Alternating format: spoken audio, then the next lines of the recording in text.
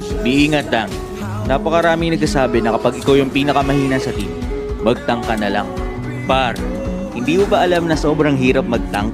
Tapos sasabihin pa ng iba na pabuhat ng daw ang mga tank. Ipapaliwanag ko sa iyo kung ano trabaho ng isang tank ha. Ang tank at support par, sila ang nagdadala ng flow ng laro. Sabi nga 'di ba, walang magiging malakas na core kung hindi magaling ang tank at support. Trabaho namin mag-zone, mag-check bush, Mag-invade at magbigay ng set at shot call. Yung isip niyan, dapat timing talaga.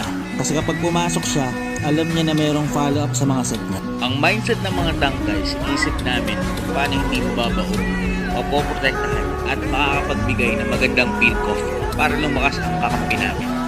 Kaya naman par, Kung may kakampi ka na tank, na alam mong ginagawa ang lahat para ipanalo ang laro, ito yung pinakamagandang gawin mo para hindi mawala ng gana yung tank sa'yo. Pag nag-i-invade siya, respuhan nyo kapag hinahabol siya ng mga kalaban. Mag-follow up ka lagi sa